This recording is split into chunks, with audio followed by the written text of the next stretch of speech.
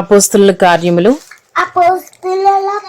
10వ అధ్యాయము 36వ వచనం నుండి 46వ వచనం వరకు. యేసుక్రీస్తు అందరికీ ప్రభువు. ఆయన ద్వారా దేవుడు సమాధానకరమైన సువార్తను ప్రకటించి ఇశ్రాయేలీయులకు పంపిన వర్తమానము మీరెరుగుదురు. యోహాను బాప్తిస్మము ప్రకటించిన తరువాత గలిలయ మొదలుకొని యోదయ యందంతటా ప్రసిద్ధమైన సంగతి మీకు తెలియను. అదేదనగా దేవుడు నజరేయుడైన యేసును పరిశుద్ధాత్మతోను శక్తితోను అభిషేకించెను అనునదియే. దేవుడు ఆయనకు తోడై ఉండను గనుక ఆయన మేలు చేయుచు అపవాది చేత పీడింపబడిన వారిని అందరినీ స్వస్థపరచుచు సంచరించుచుండెను. ఆయన యూదుల దేశమందును యెరూషలేమునందును చేసిన వాటికన్నిటికిని మేము సాక్షులము. ఆయనను వారు మ్రానున వేలాడదీసి చంపిరి. దేవుడు ఆయనను 3వ దినమున లేపి ప్రజలకందరికీ కాక దేవుని చేత ముందుగా ఏర్పరచబడిన సాక్షులకే అనగా ఆయన మృతులలో నుండి లేచిన తరువాత ఆయనతో కూడా అన్నపానములు పుచ్చుకుని మాకే ఆయన ప్రత్యక్షముగా కనబడినట్లు అనుగ్రహించెను. ఇదియుగాక దేవుడు సజీవులకును మృతులకును న్యాయాధిపతిగా పతినిగా నియమించిన వాడు ఈయనే అని ప్రజలకు ప్రకటించి దృఢ సాక్ష్యం ఇయ్యవలెనని మాకు ఆజ్ఞాపించెను. ఆయన యందు విశ్వాసముంచువాడెవడో ఆయన నామము మూలముగా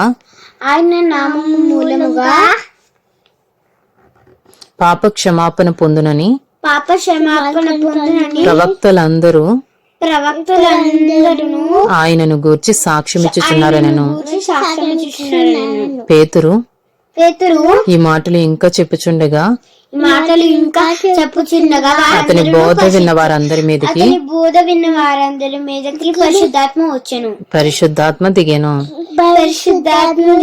సున్నతి పొందిన వారిలో పేతురుతో కూడా వచ్చిన విశ్వాసులందరూ పరిశుద్ధాత్మ వరము అన్యజనుల మీద సైతము కుమ్మరింపబడుట చూచి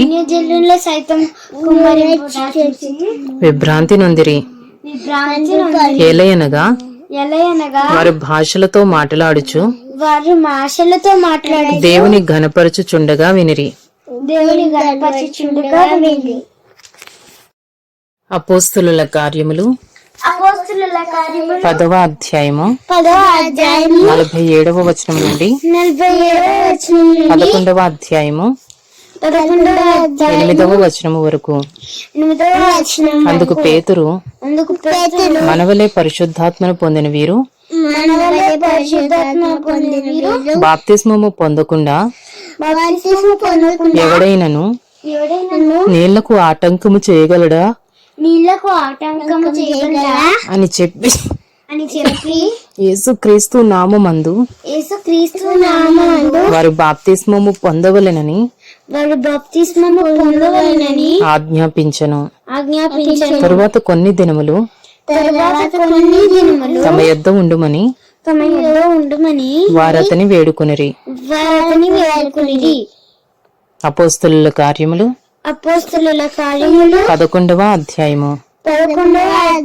అన్యజనులను దేవుని వాక్యము అంగీకరించిరని అపోస్తలులను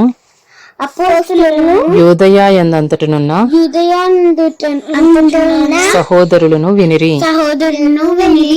పేతురు యెరూషలేమునకు వచ్చినప్పుడు సున్నతి పొందిన వారు నీవు సున్నతి పొందని వారి యొద్దకు పోయి వారితో కూడా భోజనము చేసితివని అతనితో వాదము పెట్టుకునిరి.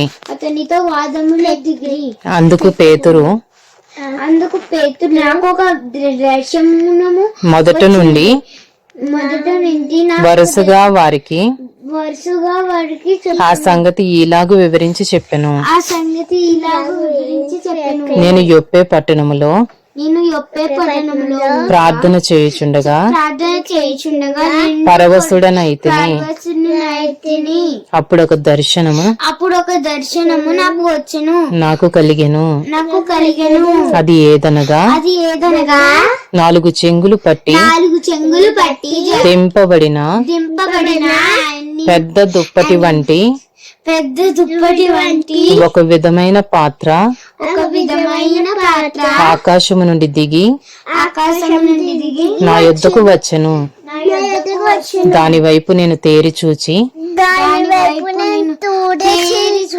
పరీక్షింపగా భూమి యందుండు చతుష్పాద జంతువులను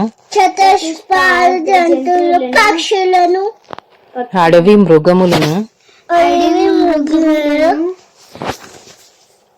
రాకెడు పురుగులను ఆకాశ పక్షులను నాకు కనబడెను. అప్పుడు పేతురు నీవు లేచి చంపుకొని తినుమని ఒక శబ్దము నాతో చెప్పుట వింటిని. అందుకు నేను వద్దు ప్రభువా, నిషిద్ధమైనది అపవిత్రమైనది ఏదియు నా నోట ఎన్నడూను పడలేదని చెప్పగా రెండవ మారు ఆ శబ్దము ఆకాశము నుండి దేవుడు పవిత్రము చేసినవి నీవు నిషిద్ధమైనవిగా ఎంచవద్దని ఉత్తరమిచ్చెను.